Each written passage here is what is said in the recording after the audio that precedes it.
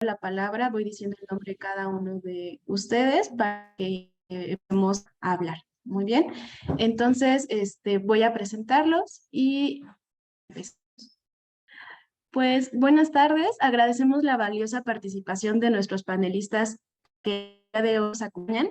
Es un honor presentarles a cada uno de ellos, de cada una de ellas. Empiezo por el doctor Eduardo Pina Ruiz. Él es jefe del área de vigilancia y promoción de la salud para trabajadores. También les puedo presentar el día de hoy al doctor Raúl Ibáñez Camilla Orozco. Él es subdirector de consulta externa del Instituto Nacional de Psiquiatría Ramón de la Fuente Muñiz. A la doctora Laura Cortés Sanabria, directora de Educación e Investigación en Salud de la UMAE, Hospital de Especialidad Centro Médico Nacional Occidente. Al doctor José Javier Mendoza Velázquez, director de la Coordinación de Estrategias Nacionales de la Comisión Nacional contra las Adicciones. Y también es honor presentarles a la doctora Paulina Arenas, quien es responsable académica del Centro Comunitario de Atención Psicológica de la UNAM. Pues muchas gracias, bienvenidos, bienvenidas a cada una de ustedes, doctora. Y pues el día de hoy, el tema que estamos abordando, como lo estábamos comentando anteriormente, pues es este tema de la prevención para conmemoración del Día Mundial de Prevención del Suicidio. Entonces, vamos a empezar con esta pequeña introducción. Tengo algunas preguntas por hacer. Empiezo con el doctor Pineda. Me gustaría saber cuál es para usted, por qué considera importante que hablemos de suicidio a nuestros profesionales de la salud en formación. Sí, muchas gracias. Es importante hablar de este tema por su impacto, tanto en trascendencia como en gravedad. Es considerado como un problema de salud pública en México. Es un problema que habíamos dejado de atender la salud mental. No habíamos detectado o prestado atención a estos problemas de salud mental que pueden asociarse a, al a las conductas suicidas. Si bien hasta un 90% de las personas que incurren en estos actos padecen de un trastorno mental, se puede asociar a diversos factores de riesgo. Estos factores están presentes, por ejemplo, hasta un 54% de las personas han sufrido de agotamiento emocional, perdón, y hasta un 34% sufren de ansiedad. Sin embargo, es importante considerar las estrategias de tamizaje en salud mental para la detección precoz de este tipo de padecimientos, para realizar el seguimiento, la intervención oportuna y la referencia al especialista para su manejo oportuno. El personal en formación en salud tiene 23% más de posibilidades de padecer un riesgo suicida que el resto de la población. Asimismo, hablamos de un estigma de aquellas personas con trastornos en salud mental que debemos de comenzar a desestigmatizar. Es importante mencionar que también hemos visto asociación que el personal de salud es o somos los que menos recurrimos o nos sentimos en necesidad de recurrir a la ayuda correspondiente. Es por eso que es importante que hablemos de estos temas para su identificación oportuna y su manejo adecuado para prevenirlo. El suicidio es algo que podemos y debemos prevenir. Claro, doctor, tiene toda la razón, ¿no? Estos datos que se está compartiendo de que pues que las personas que son profesionales de la salud en formación tienen un mayor riesgo de tener estas conductas suicidas, ¿no? Creo que también ahorita usted está como abriendo muy bien el siguiente tema en cuestión de cuáles son algunos de los retos. Ya nos está como de pues tener el estigma, ¿no? De que a lo mejor como profesionales de la salud en formación, pues hay estos retos de romper con el estigma, ¿no? Entonces, también en este tema de ahora, ¿ustedes creen que son los retos para prevenir y atender la conducta suicida en los profesionales de la salud en formación?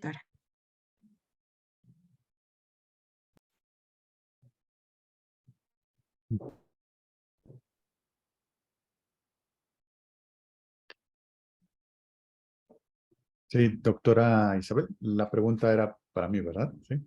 Ah, sí, sí, Perdón. sí, Pues perdón. yo creo que, como ya lo comentó el doctor Eduardo Pineda, el principal reto es vencer la resistencia en general. La población, digo, se ha avanzado bastante para disminuir el estigma, porque pues, nuestro país ocupa el primer lugar en Latinoamérica en cuanto a estigma en relación a los trastornos mentales. El nivel más elevado de conciencia de enfermedad implica no nada más asumir que tengo un problema, sino también asumir que pues requiero de un tratamiento. Y los médicos somos particularmente renuentes a reconocer cuando tenemos algún problema de salud, más cuando se trata de un problema de salud mental, porque aún dentro de las diferentes especialidades existe estigma y discriminación para todos los pacientes o todos los usuarios que padecen algún trastorno mental. Yo creo que esa es una de las principales dificultades. Y también, pues bueno, tengo que tocar este tema. Dentro del sistema hospitalario, a veces se manejan sistemas jerárquicos muy estructurados, muy rígidos, en donde se propicia clima laboral que no es del todo favorable y que a veces se vuelve pues una especie de caldo de cultivo para que surja la psicopatología que pueda emerger. Estoy hablando también del síndrome de desgaste, también de, pues bueno, las largas jornadas que muchos de nuestros compañeros, incluso el personal en formación es el más vulnerable porque no tiene ni la capacidad técnica o las competencias y el conocimiento para tratar a muchos de los pacientes. Además, son quienes cargan sobre sus hombros con la mayor carga asistencial de nuestros hospitales. Y, y a veces es difícil que ellos acepten que padecen algún trastorno y esto los vuelve, hay algunas especialidades más que otras, que se vuelven más propensos a tener trastornos, sobre todo relacionados con el consumo de sustancias, el síndrome de desgaste o burnout, trastornos de ansiedad, trastornos del sueño y trastornos afectivos. Estamos hablando del trastorno depresivo mayor y también, pues bueno, la tasa de conducta suicida que abarca todo el espectro, desde las ideas de muerte hasta la contemplación ya del intento, eh, es muy alta entre el personal de salud y entre el personal médico. Igual hay algunas especialidades que, pues que puntean más alto, ¿no? Entonces yo creo que el principal reto es la educación, la promoción para la salud, en la salud mental y vencer esta resistencia para buscar ayuda y sobre todo implementar programas que nos permitan hacer una detección temprana, que igual como el resto de las especialidades médicas, entre más temprano se detecte este tipo de problemas y si pueden implementar tratamientos más oportunos, pues la recuperación va a ser, la respuesta, el pronóstico va a ser muy diferente. Gracias. No, gracias a usted, doctor Escamilla. Pues creo que en esto, pues, se está mencionando como mucho este contexto que hay en general con el tema de salud mental en nuestro país, ¿no? Se mencionó que, pues, México es el primer país con mayor estigma, o sea, creo que de por sí ya hay, pues, un punto importante, ¿no? Pero ahora también estamos identificando que en las personas que son profesionales de la salud en formación también tienen algunos otros retos, como es esta cuestión de, pues, el ambiente en que se están desarrollando, ¿no? Esto que menciona a la cuestión de jerarquía, ¿no? Y que también, pues, la discriminación también es uno de los temas que pues, es tanto a nivel también como país, estamos viendo que, pues, con los profesionales de la salud de información, ¿no? Entonces, como misma línea, doctora Laura, pues, ¿cuáles serían como algunas, ya lo estamos también, doctora Milla, con estar como dando esta psicoeducación, estar tratando de prevenir, ¿cómo cree que podrían ser algunas de las otras retos, o sea, temas a abordar para prevenir de esta conducta suicida? Sí, en este caso me voy a referir específicamente a una población muy determinada, que son los médicos residentes, ¿no? Porque son mi área de contacto. Definitivamente el reto más importante es ofrecer a estos grupos de riesgo la oportunidad de una detección temprana de alteraciones de la salud mental. Nosotros estamos convencidos que la detección oportuna nos permite identificar no solamente casos nuevos, sino también aquellos que ya vienen arrastrando problemas mentales de importante magnitud. Y por otra parte, de esta manera tendremos también la oportunidad de tratarlos adecuadamente y evitar eventos desafortunados y graves, como es el suicidio. En nuestro caso, esta detección fuera del contexto de la pandemia la hemos venido realizando dentro del marco de un curso taller de salud mental que se lleva como parte del curso de inducción. Por otra parte, ya lo comentaba el doctor Pineda, es importante hacer visible la verdadera magnitud del problema. La residencia por sí misma es un factor de riesgo para depresión, ansiedad e inclusive suicidio. Puede comportar un alto nivel de estrés que, claro, que depende de los factores ambientales y de la vulnerabilidad propia del residente. Por otra parte, otro reto es identificar las mejores estrategias para fomentar en los médicos residentes una cultura de autocuidado de su propia salud mental, que tengan la disposición al cambio de conductas negativas de estilo de vida que impactan en su salud mental. Otro reto es en el caso de las adicciones, el fácil acceso que tienen a los medicamentos que perpetúa este tipo de problemas de salud mental, aumentando el riesgo de complicaciones por sobredosis. Otro reto también que hemos detectado son las altas expectativas que se plantea el propio residente al inicio de su residencia y que conforme avanza percibe que la especialidad no cumple con las expectativas esperadas o que no es la especialidad que él estaba convencido de formarse. Por otra parte, a veces la familia tiene puestas muchas expectativas en su formación y esto ocurre especialmente en hijos de médicos, generando en el propio residente una dura exigencia en su desempeño y una enorme frustración.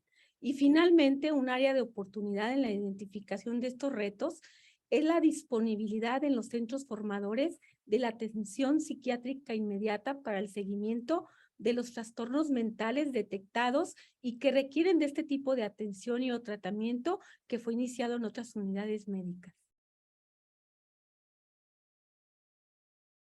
Muchas gracias, doctora Laura. Creo que también esto está usted abarcando como distintas esferas, ¿no? Como desde la parte individual, como que a lo mejor son características que puede tener ya la persona, como pues habilidad a lo mejor de solicitar ayuda, a lo mejor esta capacidad de, pues como ya lo estaba mencionando, pues de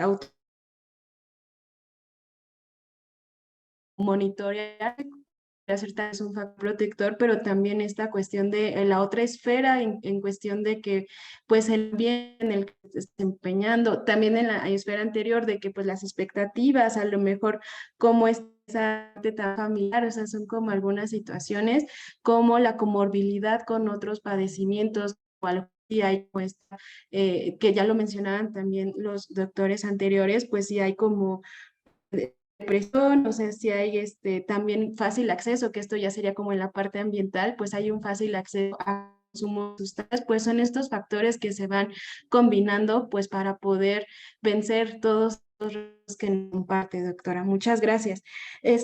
Doctor Javier Mendoza, ¿cuáles serían esas brechas que estamos identificando? Creo que pues ya con todo el expertise que tiene respecto a ver este primer nivel de atención, la doctora Laura y pues también nuestros colegas pues estaban comentando pues tener esta parte de detección temprana y detección oportuna de quizás a lo mejor podrían ser, pues a veces que lo hemos visto en sus otras conferencias, puede ayudar a reducir la brecha que existe entre la necesidad de pues toda la demanda ahí con respecto al tema de salud mental y pues la cuestión de poder tener accesos a una atención adecuada, ¿no? Dependiendo del nivel de riesgo en el que nos encontremos, en el que se encuentre el profesional de la salud en función. ¿Cuál sería su comentario, doctor Javier? Bueno, muchas gracias. Creo que tocas un punto muy importante que tiene que ver con las brechas.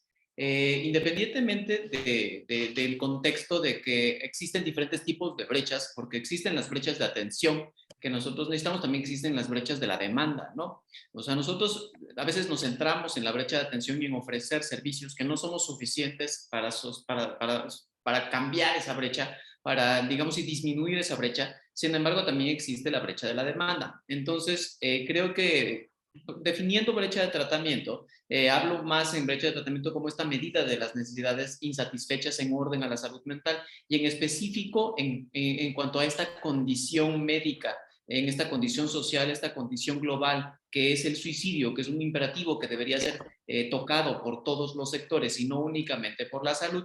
Existen muchos puntos de brecha.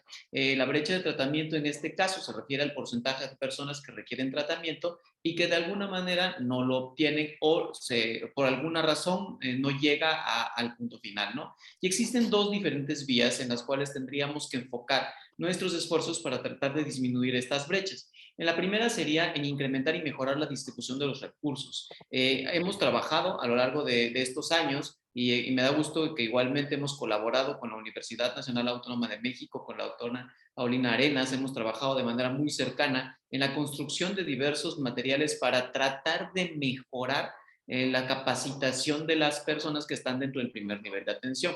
Uno de los puntos que para nosotros es importante es que no debemos ser excluyentes en el proceso de atención, y no hablo de las personas, no, todos debemos tener la capacitación mínima suficiente para saber qué hacer en los primeros pasos de la intervención de cualquier comportamiento suicida. Y para ello igualmente tendríamos que contar con un personal más calificado de acuerdo a su expertise. O sea, habrá unos que tengan una calificación mínima, otros que tengan una calificación superior, dependiendo de qué tanto, de acuerdo a su perfil, de acuerdo a cada uno de estos espacios, tengan responsabilidad dentro del sistema. Y también tenemos que trabajar en reducir la otra brecha, que es la brecha de la demanda, ¿no? La gente no busca atención, considera de alguna manera, el estigma no únicamente impacta en el proceso de definir si voy o no a considerar que tengo un trastorno mental, incluso las personas que tienen una condición que incrementa el riesgo para cursar con un comportamiento suicida, tampoco buscan ayuda, ¿no? Tenemos que cambiar la percepción cultural que existe sobre el suicidio, limpiar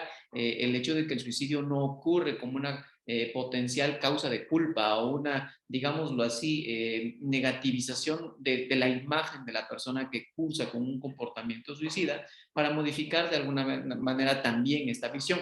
Y el otro punto que creo que todavía es un poco más global en orden a tratar de cerrar estas brechas, tiene que ver con las determinantes de la salud. Cuando nosotros empezamos a observar, y de manera particular en el tema que se está tocando, las determinantes de la salud, no únicamente, o sea, la medicina es una, y la medicina es una de las determinantes. O sea, yo hice el primer día de clases hice una pequeña encuesta de cuánto tardan mis alumnos en llegar a la universidad, y había quien tarda 15 minutos contra alguien que tarda 3 horas en llegar.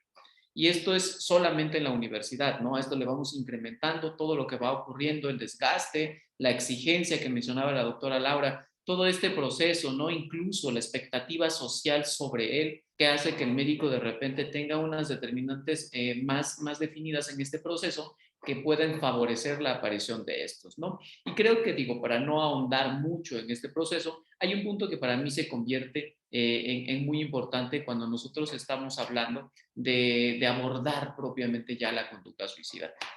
Uno, es inminente que tenemos que hacerlo, todos en el sistema de salud. No debe ser materia exclusiva de psiquiatría ni de psicología, tiene que ser materia completa y debe estar incluido dentro de cualquier proceso de atención primaria en salud. Si nosotros aspiramos a un sistema universal en salud, tenemos que aspirar a un sistema que pueda abordar el manejo integral de los comportamientos suicidas en cualquiera de sus niveles, desde el momento de la prevención, desde la comunidad, y a partir de ahí en un proceso progresivo hasta llegar al punto más particular, que son aquellos que cursan con comorbilidades, con complicaciones, que requieren atenciones de otros niveles, porque particularmente en nuestro país siguen existiendo una gran cantidad, números que avalan el hecho de que nuestro trabajo es necesario en la prevención de los comportamientos suicidas. Sigue siendo todavía una situación en incremento particular en este grupo de edad que abarca al estudiante universitario y a aquel que también no es estudiante universitario que se encuentra en este grupo de edad, pero bueno, se agregan todavía más factores de riesgo Y también el punto que en algún momento se mencionaba, ¿no? En un momento debemos pensar en una prevención universal que se basa en construir una gran cantidad de herramientas de prevención, de factores de protección en toda la sociedad. Muchas gracias, doctor. Pues creo que en esto entonces, también es una de las necesidades que estamos identificando, pues, en toda la formación que el profesional de la salud. O sea, entonces, por eso, pues, estamos identificando como que necesitamos justo reducir esta brecha, o sea, que podamos, pues, tratar de hacer todas las acciones que están en nuestras manos, pues, para hacer la prevención desde este sistema universal, o sea, que podamos hacer prevención en la comunidad, ¿no? Entonces, una de las cosas que estamos tratando de promover, como bien lo menciona, es justo es dar estas habilidades también como, pues, en el contexto, en el lugar en donde está este estudiante en formación, que es el profesional de la salud, entonces, pues, a lo mejor con sus autoridades educativas, a veces viene en ese contexto, pues es ahorita como este primer acercamiento que estamos tratando de hacer para esta prevención en comunidad, ¿no? Entonces,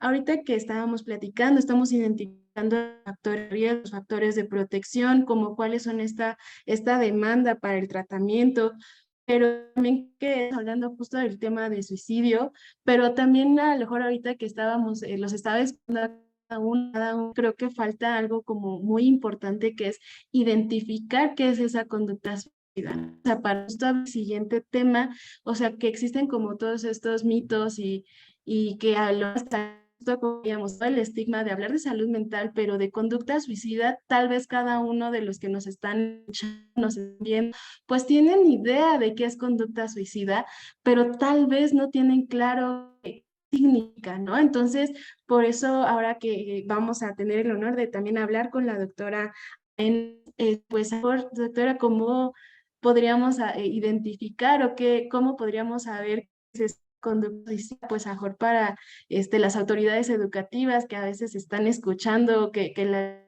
LUC tiene ideación, o sea, no sé usted cómo podríamos identificar qué es esta conducta suicida. Es para mí, ¿verdad? Es que escucho un poquito entrecortado. Gracias, Isa. Sí, me parece que uno de los retos fundamentales en materia de la prevención del suicidio tiene que ver con identificar qué necesito saber para poder conocer cuando una persona está en riesgo, ¿no? Sabemos que se puede prevenir las muertes por suicidio, pero no estará fácil, no estará fácil definitivamente, pero como bien se mencionaba en alguno de mis compañeros ya en el panel que mencionaba especialmente el doctor José Mendoza, el mejor enfoque de prevención implica un trabajo institucional coordinado y homologado desde estos procesos básicos de atención al riesgo, en estrecha colaboración con los actores comunitarios, quienes muchas veces son los primeros en identificar a las personas en riesgo. Entonces, en función de eso y bajo este contexto, ¿cuáles son los elementos de identificación central? Sabemos que ahí, aunque hay mucho que se conoce en materia de factores de riesgo y protección, aún sigue siendo un reto para el personal de salud conocer un poquito más a detalle en qué consisten estos diferentes factores, cuáles son, ¿no? Cuáles son las manifestaciones que pueden notarse, verse no solamente en la conducta desde la acción, sino desde lo verbal, por ejemplo, el comportamiento dentro del contexto, hablando específicamente, por ejemplo, del personal de salud, qué es lo que ya nos tiene que llamar la atención para poder aproximarnos de una manera muy cuidadosa a entonces conocer si la persona está pasando por una situación que le esté generando este tipo de comportamiento suicida. Es decir, el comportamiento está vinculado o está relacionado con muchas conductas, ¿no? Estas conductas que se van manifestando desde los pensamientos, esta ideación suicida que se va estructurando desde estas ideas frecuentes y recurrentes acerca de el hartazgo que pueden llegar a sentir muchos, hablaban del manejo de estrés también, que eso es muy importante bajo el contexto de salud en el que vivimos, ¿no? ¿Cuáles son los ambientes en los que están inmersos, por ejemplo, nuestros profesionales de la salud, nosotros, que también hay que considerar como un factor de riesgo importante? ¿Y cuál es la respuesta que estamos teniendo ante esta demanda del entorno? Entonces, la ideación es uno de los primeros elementos que se pueden identificar y que la persona misma puede, al momento de conocerlo, puede estar más sensible a identificar cuándo estoy yo empezando a tener estas ideas asociadas con quitarme la vida, que se empiezan a colocar ya no como un pensamiento de muerte, sino como algo más frecuente, algo más organizado, incluso que puede estar vinculado con una planeación suicida y que, como bien mencionaba la doctora Laura, si además se tienen como factores de riesgo ambientales, el acceso a medios letales es algo que en combinación con los factores de riesgo personales pueden vincularse también dentro de un contexto en particular como una crisis que le llamamos a veces esta crisis emocional asociada con el riesgo de suicidio, pueden provocar estados emocionales en las personas que incrementan su motivación al suicidio, ¿no? Entonces, conocer estos factores de riesgo sigue siendo algo muy importante a nivel personal, en lo físico, estar bajo un nivel de mucha vulnerabilidad, ¿no? Es decir, estar teniendo altas jornadas de trabajo, no dormir bien, o sea, cuidar estos elementos centrales, o sea, el no dormir bien, el no comer no solamente balanceadamente, sino a nuestras horas, mantener estas rutinas, el no hacer ejercicio, ¿no? Estar bajo un alto nivel de estrés y no tener estos mecanismos fisiológicos que permitan regularnos, es uno de los principales elementos que debemos de considerar como factores de riesgo, ¿no?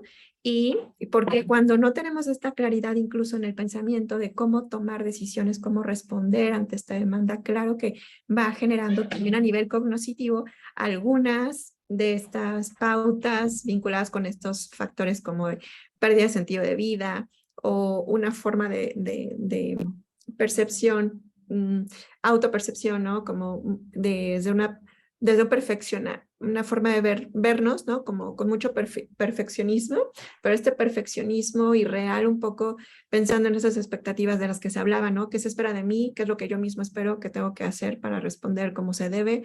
Y también a nivel emocional, ¿qué nos puede estar pasando? ¿Cómo nos sentimos? Impotentes, frustrados, desesperanzados, hartos, fastidiados, que no estamos sintiendo ni percibiendo los logros que podemos estar teniendo como esto, como logros, sino más bien como la falta de, ¿no? Estos elementos pues se van también articulando y son señales de alerta que tenemos que notar en nosotros o en los otros, cómo están actuando los demás, porque a nivel conductual pueden manifestar acciones impulsivas, conducta agresiva, irritabilidad, mucha irritabilidad, hipersensibilidad a la crítica, al rechazo. Y esto es lo que, bueno, en algún momento bajo un contexto, pensando en que el suicidio está contextualmente determinado, qué es lo que puede ocurrir para que se presente una situación de crisis, ¿no?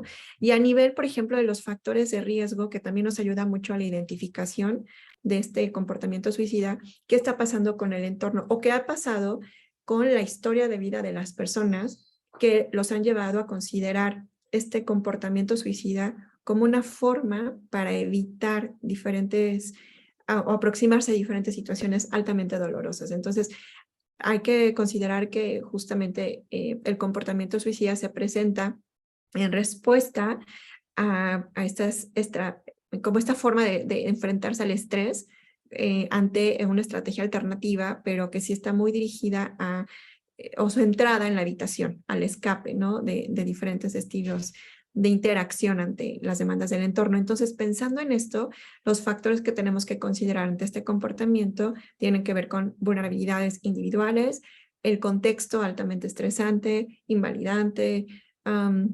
competitivo y que no generan esta posibilidad de tener una retroalimentación donde se permita pues compartir y colaborar, ¿no? Eso es algo muy importante. Y compartir también cómo nos sentimos, porque a veces es algo que pareciera que no se permite hacer bajo ciertos contextos profesionales, ¿no? Y más con, por ejemplo, los residentes, el propio personal de salud en general. Entonces, estos son algunos de los elementos que nos ayudan a identificar estos factores de riesgo. También hay que ver cuáles son los factores protectores, cuál es, por ejemplo, el apoyo social efectivo que se tiene alrededor, estas relaciones sólidas o el estar con posibilidad de tener acceso a algún tratamiento médico, psicológico.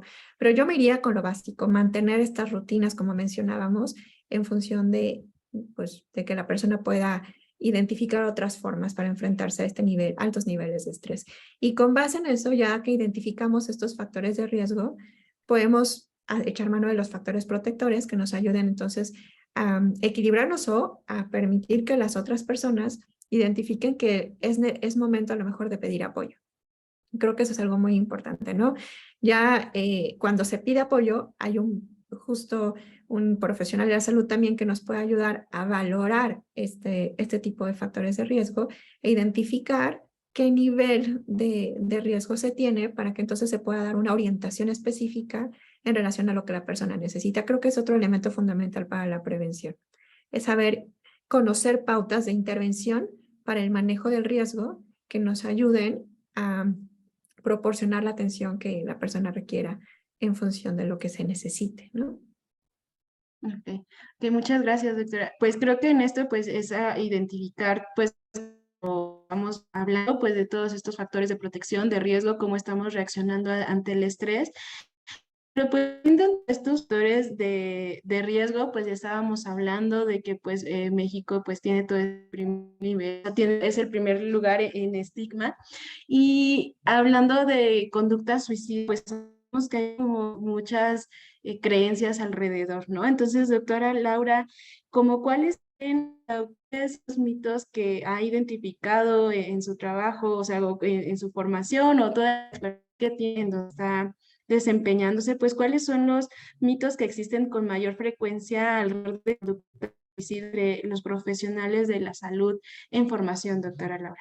Sí, esa pregunta es muy interesante porque son varios mitos. Sin embargo, considero que el mito más difícil de vencer está relacionado con lo que ya comentaba el doctor Pineda y el doctor Escamilla, en donde los médicos con alteraciones de su salud mental son consideradas como personas frágiles que no pueden tolerar el estrés de mantener la residencia, que difícilmente se van a recuperar y generalmente en consecuencia se les estigmatiza y se les discrimina. Y ese es uno de los principales motivos por lo que los residentes, en el caso de los residentes, prefieren ocultar sus problemas de índole mental. Y también el principal motivo por el que nuestro centro, el consultorio de psicología, ha sido instalado en un lugar estratégico para que los médicos residentes acudan con mayor confianza. Otro mito que también tiene un impacto negativo es que se comenta que este tipo de pacientes no se recupera. Se piensa que no hay recuperación. Sin embargo, existe suficiente evidencia científica que demuestra que las personas con problemas de salud mental mejoran y muchos se recuperan por completo. Por lo tanto, es importante siempre tomar en cuenta que las personas recuperadas pueden vivir, pueden trabajar, pueden aprender y participar por completo en su entorno laboral, profesional y familiar. Por otra parte, como resultado de los múltiples mitos que existen alrededor de este problema, los profesores no saben cómo actuar frente al caso. En ocasiones el profesor acude angustiado a preguntarnos qué tiene que hacer, cómo debe de actuar al respecto, y es ahí donde el profesional de la psicología también tiene mucho que aportar. Considero, en resumen, que para poder romper con todos estos mitos, tenemos que actuar siempre en un marco de respeto a los derechos humanos a través de la justicia y siendo equitativos con este tipo de personas. Sí, muchas gracias, doctora. Pues creo que en esto, pues sí es verdad que pues, existen todos estos mitos alrededor de salud mental con respecto a sí, ¿no? O sea, como este estigma, la discriminación, o sea, como que tener la creencia de que no hay como recuperación, pues creo que, pues sí, justo son también de los obstáculos que estábamos hablando en la sección anterior, ¿no? Entonces, pues a lo mejor con esto, pues en su expertise, Carmen, como, ¿cuáles cree usted que son los mitos que también están alrededor de los profesionales de salud, más de los que ya nos compartía la doctora Laura Cortés?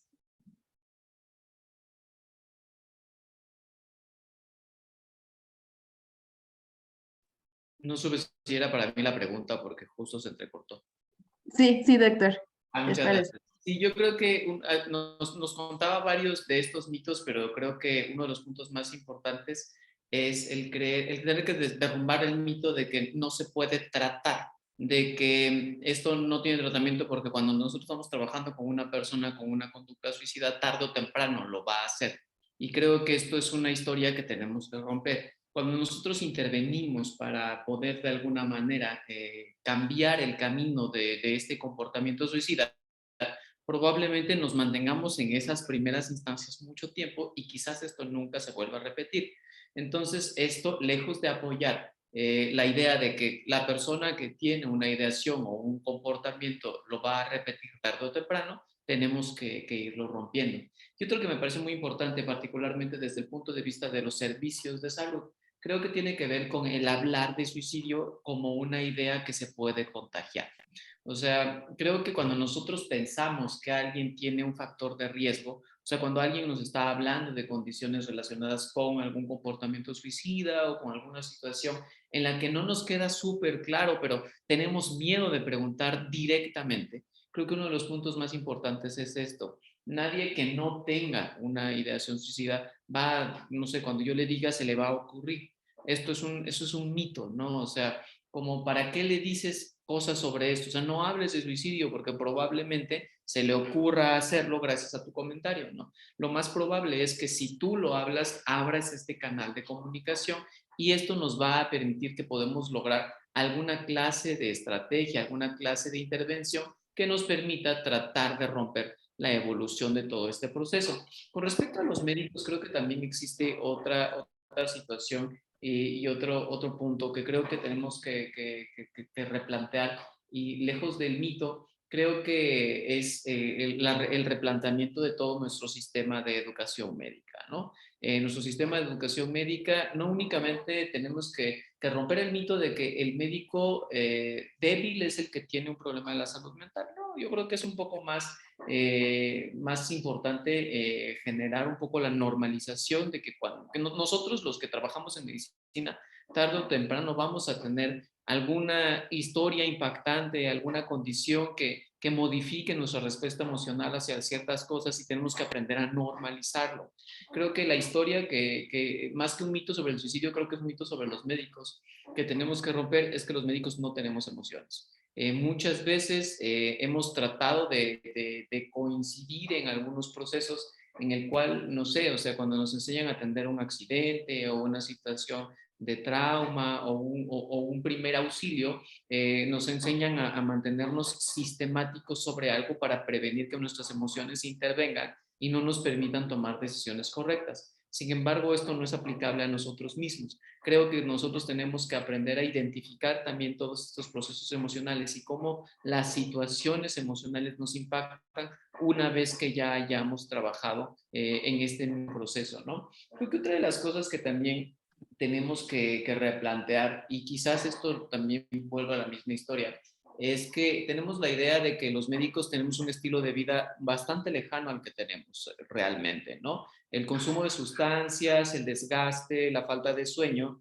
son historias que hemos normalizado como parte general de la vivencia médica. Y creo que son factores de riesgo muy importantes para cualquier persona que cursa con estos comportamientos. Entonces, el mito que tenemos que romper es que los médicos no somos, o el personal sanitario, el personal también de la salud mental, no somos inmunes a nuestros propios padecimientos, ¿no? Y el hecho de que nosotros hayamos alcanzado buenos resultados académicos o no, que hayamos alcanzado un lugar en la universidad o no, esto no garantiza ninguna de estas situaciones o disminuye el riesgo, ¿no? Entonces quizás también valga la pena romper con el mito de tener que ser héroe, de tener que ser perfecto cuando eres personal sanitario y empezar a normalizar el hecho de que nuestra vivencia como personal sanitario siempre, tarde o temprano, nos debería obligar a cuestionar cómo estamos y como instituciones, a las instituciones que trabajamos con personas, tendríamos que tener esta misma claridad para poder hacer intervenciones en las que de manera sistemática, de manera continua, hagamos evaluaciones pues muy confidenciales de la salud mental de las personas que trabajan junto con nosotros y que promovamos algunos de los factores de protección que mencionaba también la doctora Paulina Arenas. Muchas gracias, doctor. No, yo creo que todo esto que comenta de pues poder hablar de suicidio, de poder también cambiar toda esta parte de a lo mejor ya de las prácticas de enseñanza, de aprendizaje, ¿no? Que cada vez empiezan a normalizar como algunas situaciones dentro de la formación académica. Creo que también ahí pues son cosas que necesitamos pues estar hablando, también que a lo mejor como estudiantes a veces estamos también normalizando, poniendo estas etiquetas o estas creencias de tengo que hacerlo todo bien, o sea, o puedo mostrar emociones, o tengo que ser como fuerte o perfecto o perfecta ante todo. O sea, sobre todo es un profesional de la salud, o sea, creo que también es como este estigma de la propia persona, pero también como estábamos mencionando, pues también con todas estas creencias que a lo mejor nuestros familiares, una persona atendida cuando va con el profesional de la salud, a veces también que no tenemos emociones o cómo es que nos vamos a enfermar también con respecto a nuestra salud mental. Y ese es como toda esta demanda, ¿no? Entonces, creo que pues sí son estos mitos que necesitamos ir hablando, ir viendo para hacer todos estos cambios y poder prevenir pues esta conducta suicida, ¿no? Que tiene como pues todo un tema relacionado con salud mental. Entonces, pues son de las que pues nos estamos enfrentando. Este, creo que, no sé si me siguen escuchando. ¿Sí me siguen escuchando? Sí, Ok. Muchas gracias. Doctor Pineda, ya has hablado de todos estos factores de riesgo, pues todos estos mitos, pero a lo mejor para las personas, nuestra audiencia que nos está viendo, que nos está escuchando, pues cuáles serían como los que podríamos redar en el contexto del profesional de la salud en formación, o sea, como cuáles serían los factores de riesgo que usted con su expertise nos podría como pues recomendar poner cuidado en este texto de formación para las autoridades educativas, a lo mejor las personas que estamos encargadas de promover este ambiente académico saludable, pues, ¿cuáles serían estos factores de riesgo que nos podría como señalar con toda la experiencia que usted tiene? Y los factores de riesgo los vamos a dividir en biológicos, psicológicos y sociales. Y dentro de estos vamos a referir otros que se incluyen en esta clasificación, que son de trascendencia, como son los factores de riesgo laboral y ambiental.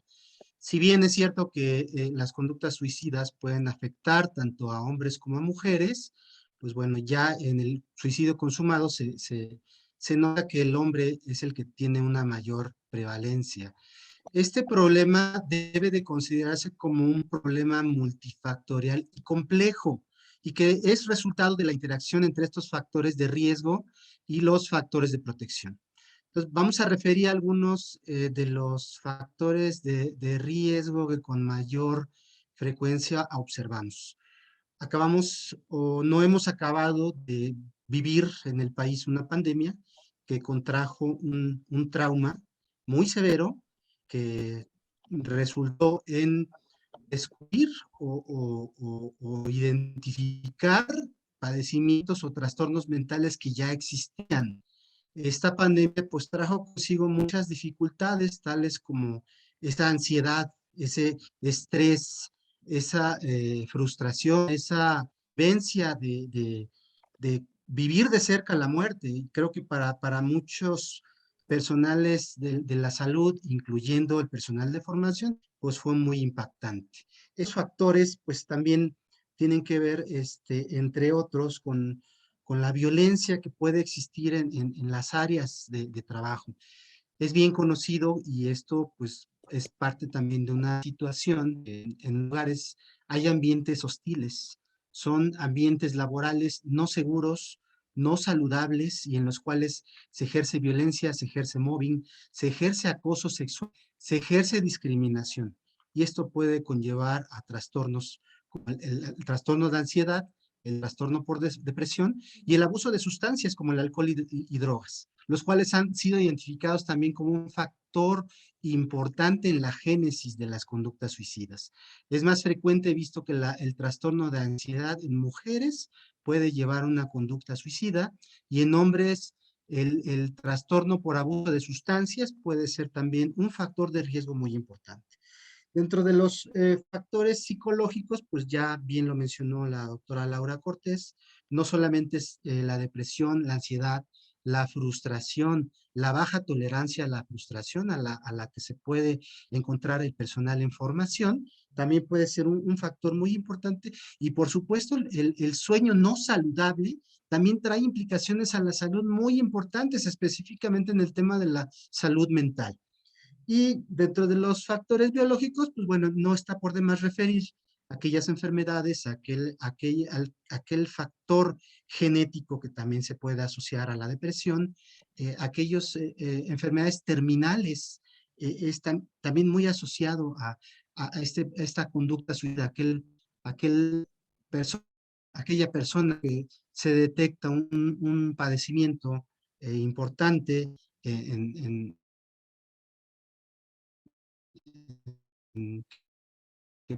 puede repercutir en su salud mental. Ya lo hemos referido que los trastornos psiquiátricos preexistentes, no identificados o identificados aún que no reciben aún algún seguimiento.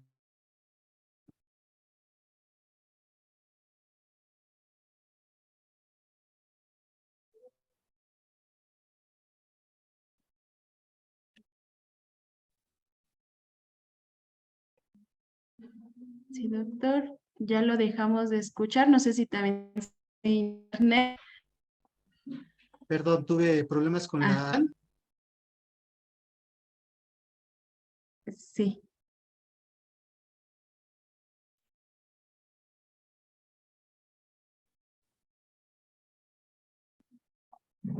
sí, doctor. Perdón, tuve problemas con la señal, ¿me escuchan? Ya ahora sí lo escuchamos. Bien, una disculpa.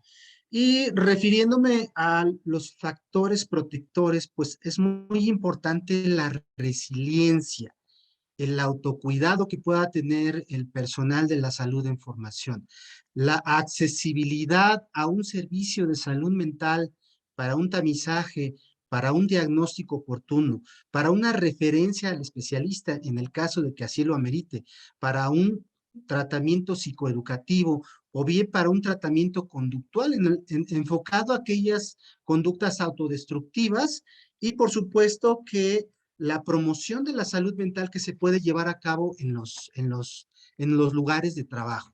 Y por último, y no menos importante, el fortalecimiento de las redes de apoyo que pueden ser vitales para mejorar la calidad de vida de los médicos y el personal de salud en formación. Muchas gracias.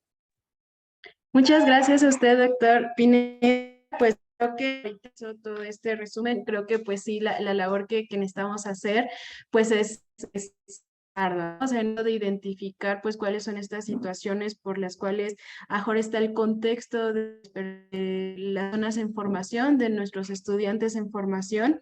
Entonces, pues también justo pues identificando estos factores de riesgo para tratar a lo mejor dentro de las posibilidades, pues irlas disminuyendo y fortalecer todos estos factores de protección que nos comparten, ¿no? Entonces, justo en esto yo nos contábamos ver estas redes de apoyo, o sea, como que ir reforzando, fortaleciendo estos factores de protección.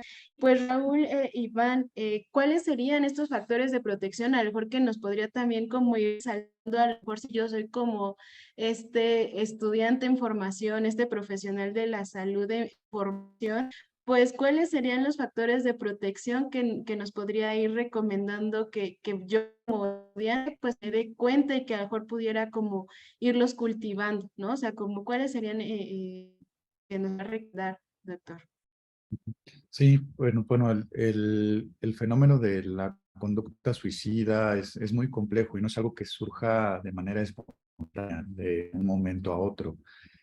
Habitualmente hay un trastorno de fondo, se asocia principalmente a los trastornos afectivos, al trastorno depresivo mayor, Entonces, la principal estrategia sería una detección temprana de todos estos trastornos mentales o condiciones de salud que podrían estar asociadas o en las cuales podría emerger la conducta suicida. Y yo considero que dentro de la currícula o las materias que llevemos, incluso desde nuestra formación como médicos generales, se incluya el cuidado para la salud, así como estamos trabajando continuamente en promoción de la salud médica, que muchas veces se separa la parte de la salud médica de la salud mental, también el dar este peso a la promoción de estilos de vida más saludables. Además, si no somos capaces de reconocer nosotros como médicos que tenemos un problema de salud mental, eso pues genera un punto ciego para detectar los problemas mentales en nuestra población. También hay algunos programas, también hay líneas de ayuda, ¿no? Para pedir algún tipo de apoyo. Afortunadamente cada vez hay más opciones. Digo, aprovechar lo hiper comunicados que estamos a través de las redes sociales y esta es la gran lección después de la pandemia, ¿no? El poder establecer contacto que no se requiere de manera presencial. Hay servicios también de apoyo de telemedicina, que pueden ser servicios también incluso para dar apoyo terapéutico. Incluso durante la especialidad de la residencia, formar grupos de apoyo y grupos de reflexión. Hay estrategias, se conocen, por ejemplo, los grupos Valiant, en honor a su creador, donde se reúnen los médicos, llegan a platicar con respecto a estas subjetividades de la atención a los pacientes. También promover entornos, ambientes más saludables, ¿no? Trabajar en el clima laboral, ¿no? También sabemos, muchos de nuestros colegas trabajan en comunidades apartadas, en lugares muy desfavorecidos, muy desprotegidos y están muy vulnerables a sufrir maltrato, violencia, abusos, ¿no? Por parte de la comunidad muchas veces, por parte del crimen organizado. Son los que tienen menos experiencia y son los que están más vulnerables. Nosotros, pues, por ejemplo, dentro del programa de formación de médicos residentes de la especialidad, también hacer más hincapié en este acompañamiento terapéutico, en esta tutoría, ¿no? Que antes era como una mentoría.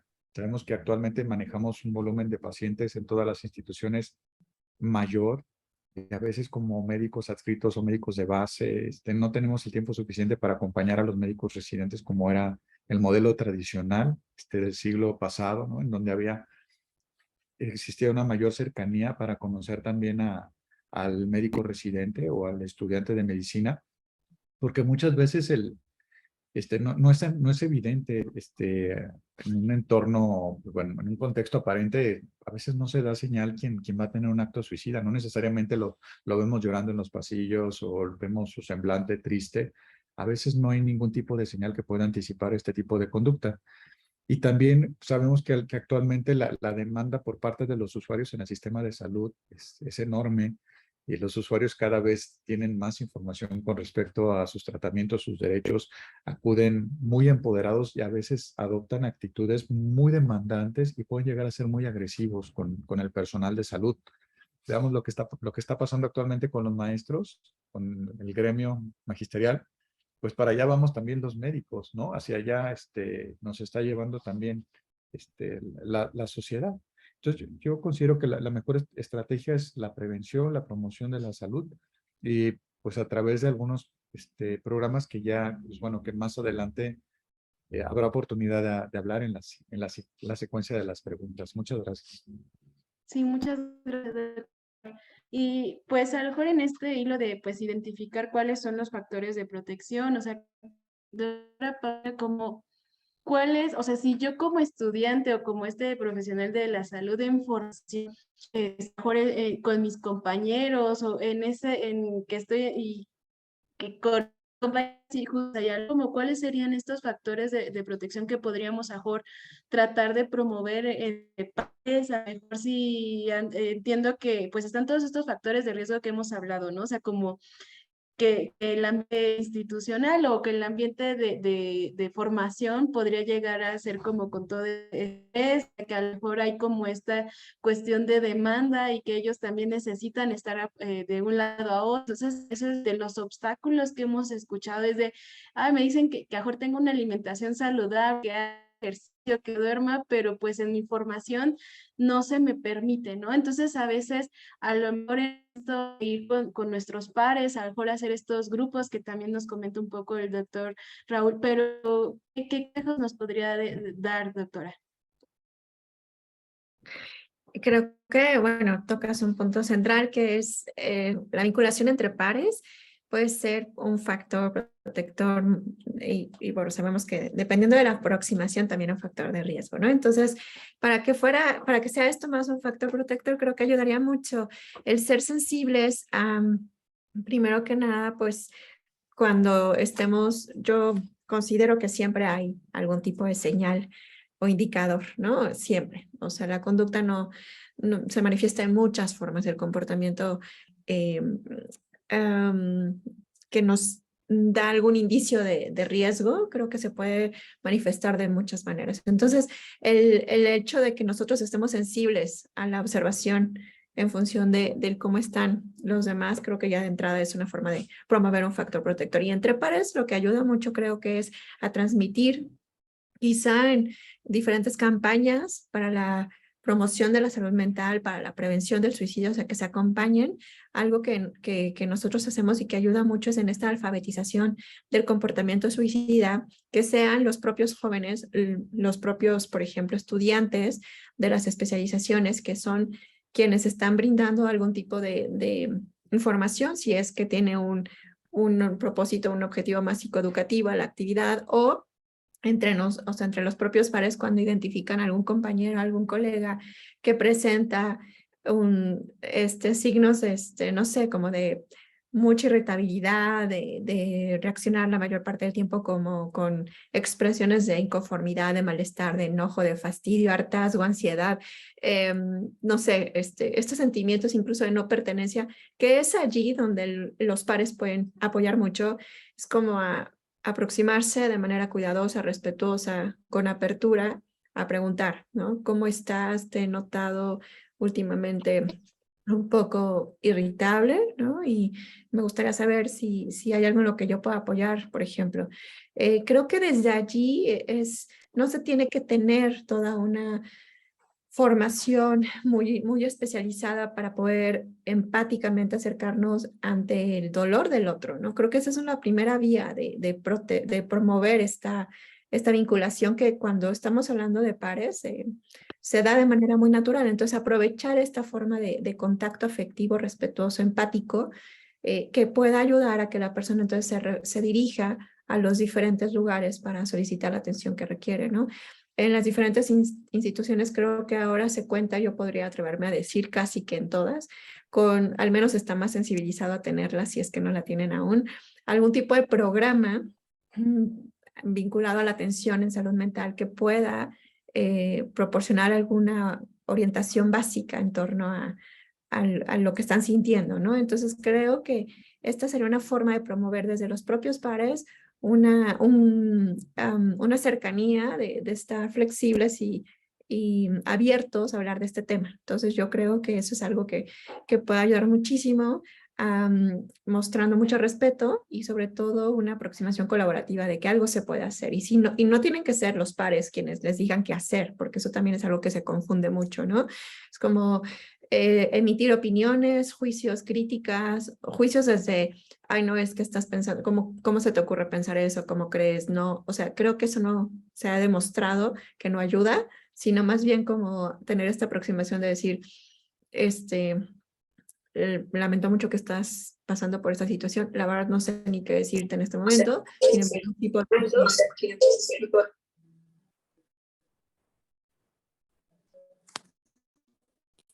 Sin embargo, podemos buscar juntos, ¿no? Algún tipo de apoyo que pueda servirte. Entonces, creo que esa aproximación puede ayudar mucho. Hay diferentes programas, por ejemplo, en la universidad tenemos desde la FES Iztacala, los Guardianes Informados, que esa es una de las principales vías de promoción de estos factores protectores entre pares, ¿no? Que puede ayudar. Y lo que hacen es esto, aproximarse a identificar y referir. Entonces creo que es por allí la vía que puede ser de utilidad desde los pares. Claro, doctora. Yo creo que en esto pues es justo como lo que venimos hablando de, pues a lo mejor en esta brecha que hablábamos hace un momento, pues era que a veces tratamos de llevarlo como especialistas, ¿no? Y que a lo mejor a veces darnos cuenta que entre pares podemos ser este factor de protección, que a lo mejor necesitamos ser especialistas de la salud para justo, pues como lo estábamos hablando, de romper con ese estigma de poder normalizar, hablar de lo que sentimos, que también los profesionales de la salud, pues tienen ustedes que también la pueden estar pasando mal, que a veces también algo que yo les comento mucho es que pues, nos enseñen a cómo regular nuestras emociones o cómo tener esta habilidad de solución de problemas.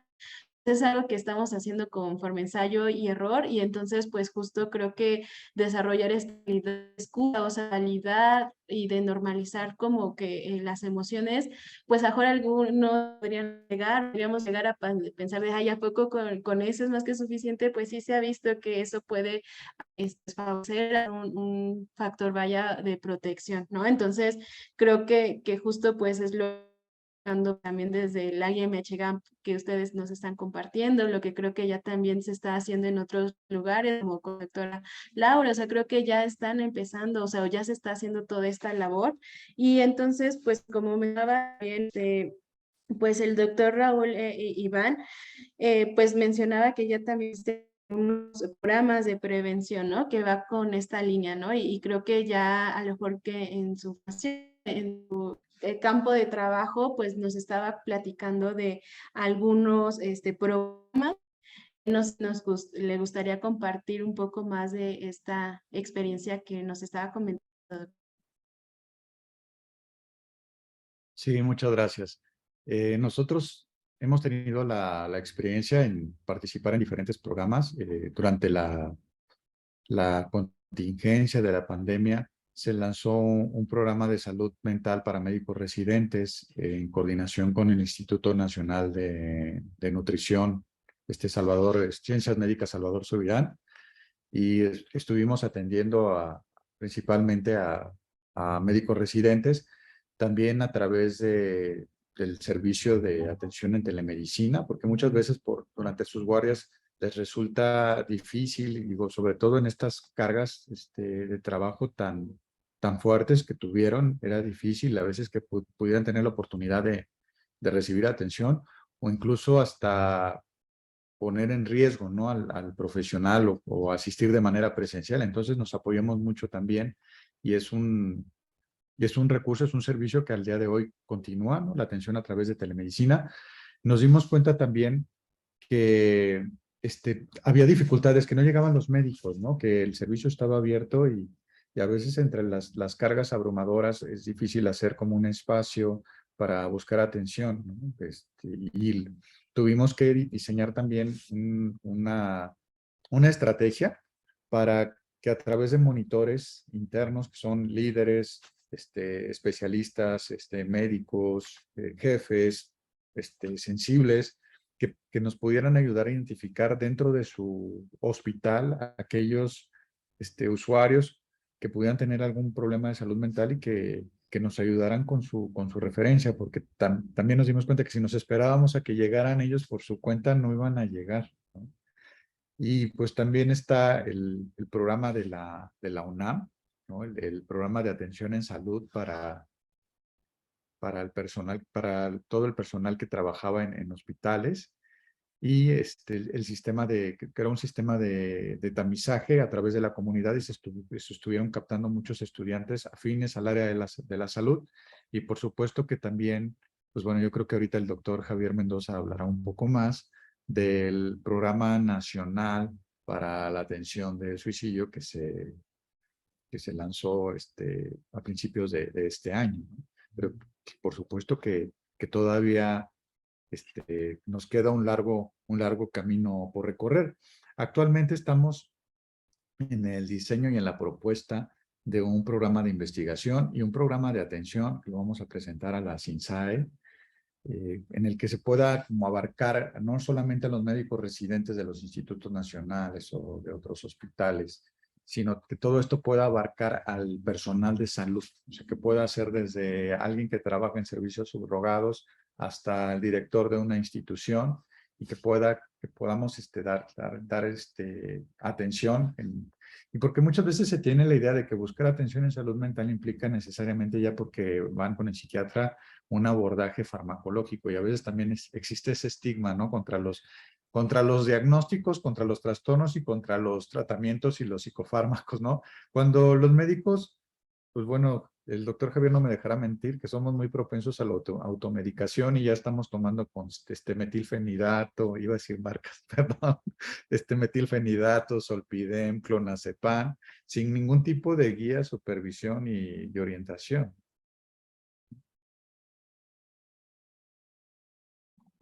Sí, sí, doctor. Yo creo que en esto, pues, es como que ver que ya se ha hecho como, pues, hay programas, ¿no? O sea, creo que también, pues, desde la parte del instituto, o sea, pues, todo también lo que está trabajando, pues, la universidad, lo que está también trabajando, pues, desde el área de la Comisión Nacional contra las Adicciones, con todos los convenios que están haciendo, con toda la cuestión de la implementación de la IMH-GAP, con toda la nueva reforma a la Ley General de Salud. Entonces, pues justo, pues creo que se están sumando todos estas programas en lo que está ya trabajando la doctora Laura. O sea, creo que cada uno está como, pues, haciendo todo el lado.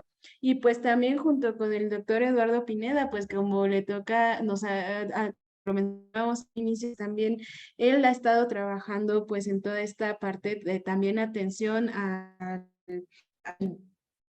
los trabajadores del instituto, ¿no? Entonces, dentro de estos trabajadores también pues, muchas veces es a estos estudiantes en formación de salud. Entonces, pues también en estos programas él ha estado pues como pues al pendiente y pues identificar toda la necesidad. Y doctor Eduardo, pues estos programas formativos entiendo que pues también es desde el instituto, pero también a lo mejor que usted ya conoce de estos que nos comparten, pues usted, ¿cuál ha sido como su experiencia con respecto a la efectividad? O sea, ¿que son buenos? O sea, como qué experiencia ha tenido con todos estos programas, pues tanto externos que nos está compartiendo, pero también a usted creo que pues en su campo, en todo esto que está dirigiendo para el instituto, pues ¿cuál sería como su experiencia? Sí, hay que considerar primero que es urgente que en la atención primaria de la salud, los que nos dedicamos a hacer prevención y promoción de la salud, en aquellos trastornos mentales que se tamizan dentro del el área de CPTIMS, el área de prevención y promoción de la salud para los trabajadores, es urgente que se haga la búsqueda intencionada de ideación suicida para que entre más oportuno podamos detectarlo, mejores oportunidades de éxito podemos tener. Por lo tanto, en la entrevista clínica, psicológica y psiquiátrica, se debe de realizar esta búsqueda intencionada de ideación suicida en aquellas personas que acuden a sus chequeos preventivos.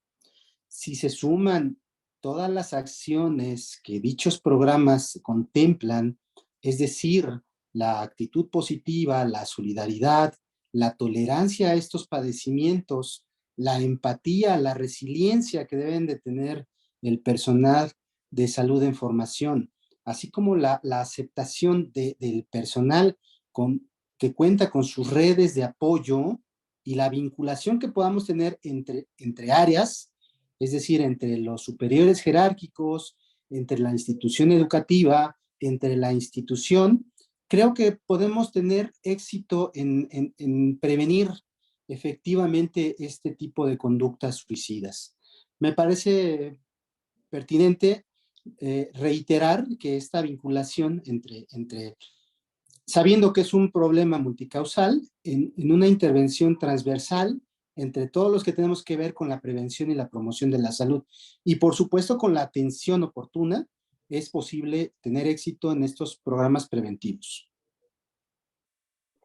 Sí, muchas gracias, doctor. Pues sí, esta parte de vincular. Creo que ya también el instituto ha estado tratando y ha estado promoviendo pues toda esta cuestión de prevención, ¿no? O sea, como que a través de algunos programas, a lo mejor como a los residentes que pues ya tienen acceso pues a esta cuestión de poder tener acceso a este programa para trabajar, en donde se les hace chequeo pues tanto de salud física como también de salud mental, ¿no? Entonces desde ahí también ya tienen acceso a pues a una atención si es que lo requieren, y pues también toda esta vinculada con otros programas que ya están, ¿no? Entonces creo que pues también, como ya también lo mencionaba el doctor Pineda, también hacer uso de algunas tecnologías como es la telemedicina. O sea, creo que justo pues está tratando de pues poder dar acceso a todas las personas, a todos los estudiantes en formación, pues que puedan promover conductas de autocuidado, ¿no? Entonces creo que podemos hacer esto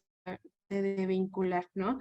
Y pues con la doctora Laura, que pues también le toca pues dirigir, o sea, estar al pendiente de, pues estas necesidades en su institución, o sea, como en su sede que está promoviendo, depende de pues la necesidad de salud mental, que hoy es el tema que estamos abordando. Pues entiendo que ha estado pues escuchando las necesidades, dirigiendo pues todo lo que ha trabajado también los residentes. O sea, ellos comentaba al inicio pues que ha identificado, o sea, y con todas estas necesidades, ¿no? Entonces, doctora, en los programas formativos de sensibilización, detección y abordaje de la conducta suicida llevada en los profesionales de la salud, ¿cuál es su experiencia pues, en su sede de efectividad, con lo que usted ha podido como identificar por lo que ha empezado a llevar a cabo?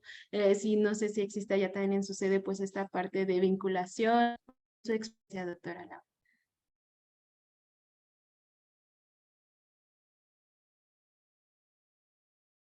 Doctora, ¿está apagado su micrófono? Gracias. Sí.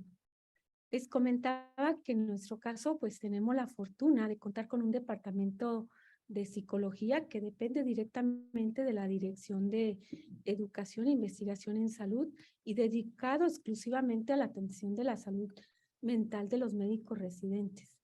En consecuencia, se ha generado una cultura de la atención psicológica entre el profesorado y los residentes al saber que se cuenta con este programa de salud mental. Sin embargo, también quiero reconocer que aún nos falta mucho trabajo para alcanzar mayor sensibilización y mayor impacto, pero bueno, ahí vamos avanzando. Quiero aprovechar esta pregunta para compartir con todos ustedes, puesto que estamos hablando de efectividad, algunos resultados interesantes del programa de salud mental de nuestra UMAE y que pueden ayudar a tomar decisiones. En 3 años han sido tratados 114 residentes de más de 400 tamizajes que se han realizado, 5 de ellos con ideación suicida, los cuales actualmente se encuentran en tratamiento. Por otra parte, el principal motivo de consulta en la mitad de los casos son las alteraciones del estado de ánimo, a las cuales pues se pueden justificar porque el 46% de los residentes que acuden a recibir atención psicológica son del primer año de residencia y 27% del segundo año. Sin embargo, nosotros estamos convencidos que este síntoma no debe ser subestimado, porque si bien puede ser secundario al proceso de adaptación a la residencia médica, si no lo tratamos oportunamente, puede evolucionar a un estado de ansiedad e incluso depresión durante lo que le resta al médico residente de su proceso formativo. Contrario al mito que las mujeres son más susceptibles a este tipo de problemas, en nuestro caso el 43% de los residentes atendidos son hombres. Por otra parte, nos encontramos que muchos residentes, en muchos de ellos, es la primera vez que salen del hogar y esto les genera una situación de estrés, de angustia, de ansiedad e inclusive de depresión. En nuestro caso, el 68% de los residentes en atención psicológica proceden de otros estados. Por otra parte, el deseo de desertar de la especialidad, un 9%, ocupa el tercer lugar como motivo de consulta. Ahí hemos logrado rescatar a algunos, aunque no a todos, y el 6% de ellos manifiesta dificultad para integrarse al servicio. En cuanto al diagnóstico final del estado que guarda la salud mental de los residentes, afortunadamente el 61% tienen estado de estrés, 24% ansiedad, 11% el binomio ansiedad-depresión, 4% depresión y el resto algunos otros procesos de duelo. Por otra parte, también es importante, ya tocaron el tema, pensar en la probabilidad del moving que describe un comportamiento individual o de grupo en el que se establecen relaciones de acoso y hostigamiento entre dos o más integrantes de un equipo de trabajo. El moving es una forma de agresión que contribuye a generar un ambiente académico laboral no saludable.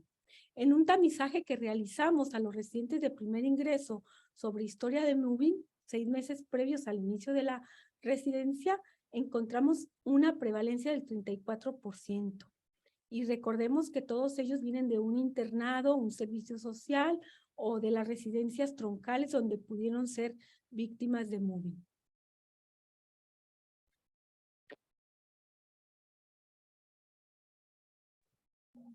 Doctora Laura, pues es un gusto, es como agradable escuchar y saber que pues está llevando a cabo pues todas estas actividades, ¿no? Puedan estar identificando pues ya a lo mejor algunos síntomas, pues estos factores de que hemos estado hablando a lo largo de esta sesión, ¿no? Entonces que pues a mejor espero que escuchó las personas, o sea, las otras autoridades educativas, pues a mejor pues podamos hacer este vínculo y a mejor replicar pues estas acciones que ya está llevando pues doctor, ¿no? Entonces creo que también esto va como muy acorde con todo lo que está también promoviendo la Ley General de Salud Mental y en Adicciones, ¿no? O sea, que es justo pues promover como algunas actividades comunitarias, o sea, romper con esto de, pues a veces nos íbamos mucho en el viejo plan de trabajo o en esta forma de ver la atención a la salud mental,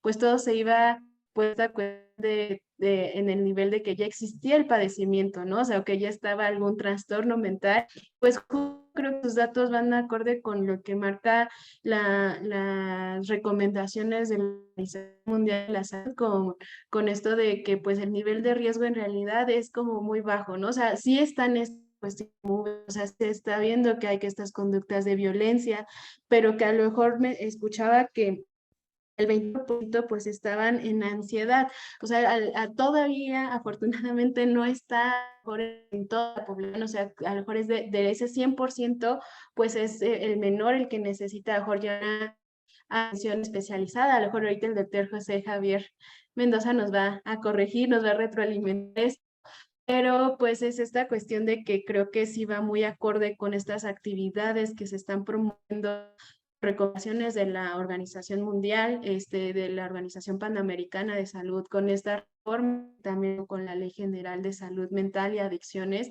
que pues por eso también es tener como que pues no, justo es dar como fortalecer como estas conductas de autocuidado y las personas que a lo mejor están presentando algunos síntomas relacionados con salud mental, pues están como en menor porcentaje, ¿no? Pero le cedo la palabra al doctor José para que nos dé esta retroalimentación y también es como, pues espero que en algún futuro podamos hacer todo este vínculo que ya sea a nivel nacional, replicar lo que está haciendo en su sede, doctora Lau. Muchas gracias. Gracias. Pues bueno, tomo la palabra igualmente. Creo que hay varios puntos muy importantes de toda esta historia. Refleja una realidad que hemos visto a lo largo del tiempo. Es bueno que se observe y es bueno que no hagamos lo que a lo largo del tiempo se ha hecho, ¿no? Desde el sitio de las autoridades. Digo, ahora que también nosotros nos encontramos en el punto en el que nos toca establecer las estrategias para poder intervenir sobre esto, ¿no? Una vez que ya identificamos esto, creo que lo más importante es que nosotros fungamos, ¿no? Como comunidad. Y creo que a veces esto nos cuesta mucho trabajo. También somos parte de la comunidad. También tenemos factores específicos de vulnerabilidad y creo que sobre eso debemos de trazar estrategias que puedan ir dirigidas a este específico tipo de población. O sea, la prevención universal es lo que hemos estado hablando prácticamente todo el tiempo, más la prevención un poco más selectiva e indicada para estos grupos poblacionales, tanto por edad como por las condiciones en las que se viven.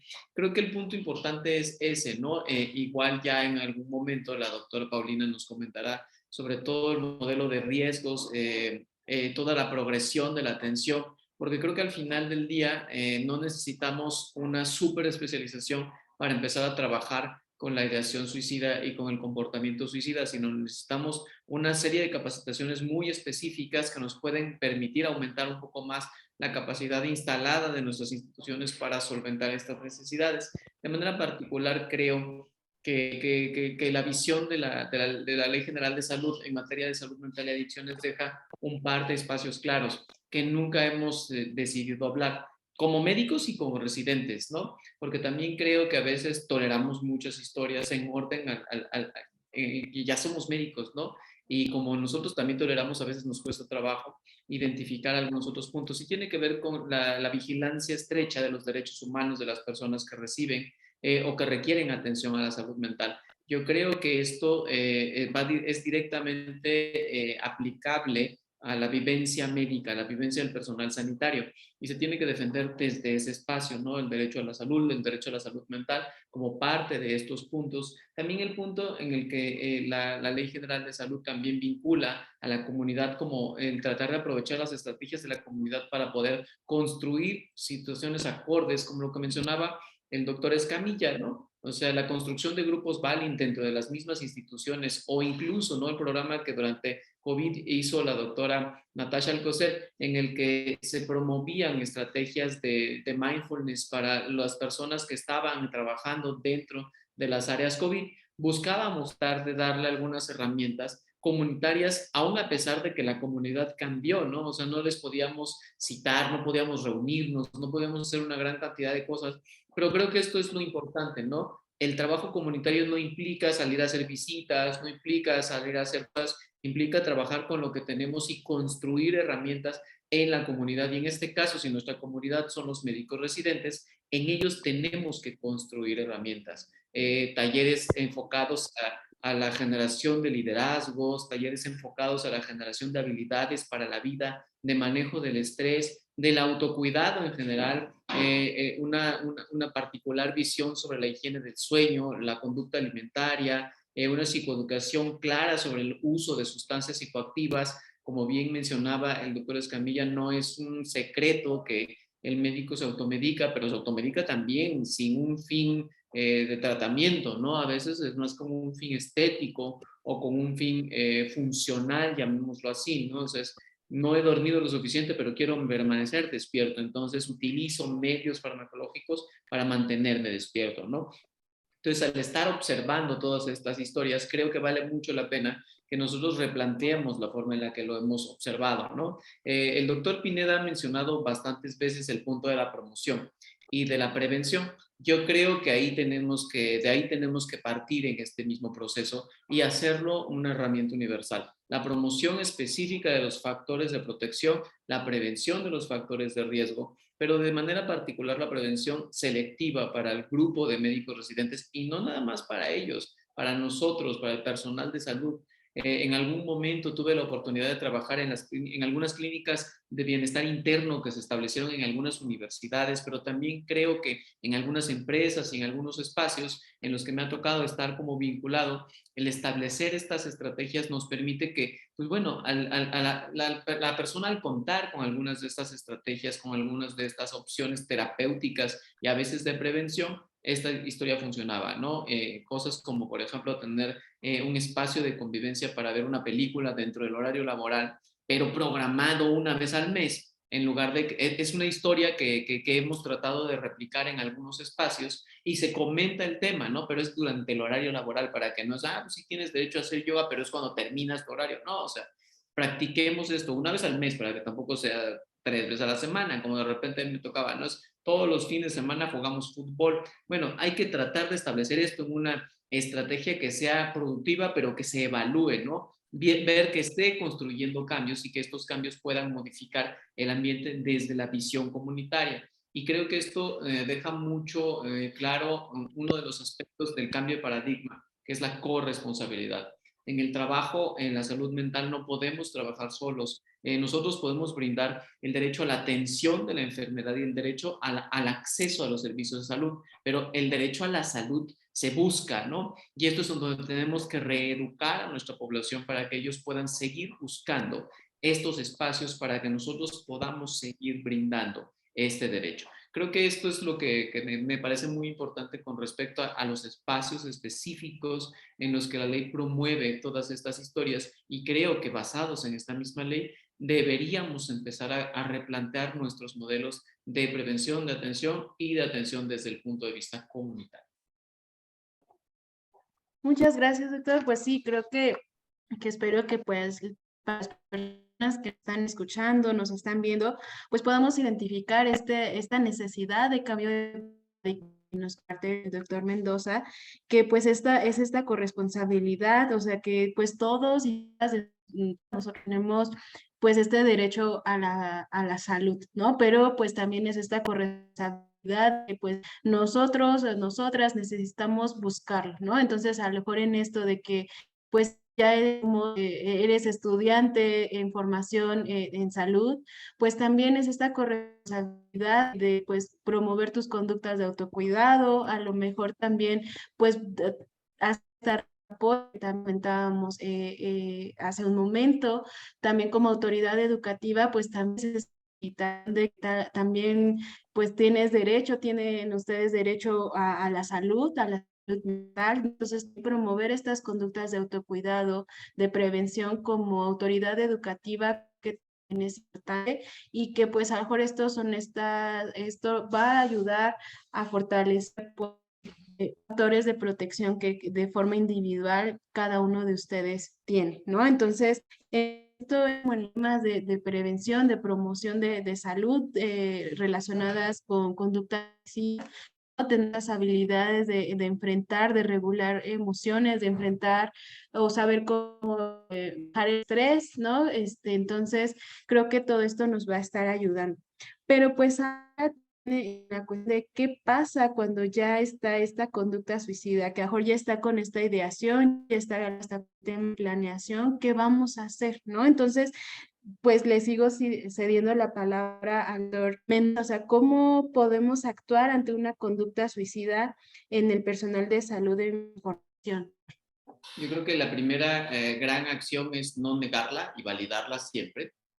Hay que, cada vez que alguien tenga la confianza de acercarse a mí como un primer contacto, lejos de actuar de una manera institucional, creo que hay que actuar de una manera humana. Y lo que mencionaba igualmente la doctora Arenas Landgrave, que tiene mucho que ver con este proceso, ¿no? O sea, la empatía, que es esta oportunidad de ver desde mi humanidad la humanidad del otro, y entender que probablemente yo no esté entendiendo el motivo por el cual las circunstancias le están llevando, el evento vital adverso le está llevando a esta decisión, pero no está en mi tarea entenderlo, está en mi tarea entender que estas emociones están sobrellevando a la persona y irrumpiendo en sus mecanismos adaptativos, irrumpiendo en sus formas de regulación del estrés, y están produciendo esta respuesta. Y entonces yo tengo una oportunidad, porque yo también he estado en situaciones similares. Yo creo que esta es la primera parte, ¿no? La otra situación es que creo que tenemos que ir haciendo la normalización de estas historias a lo largo de todos estos procesos.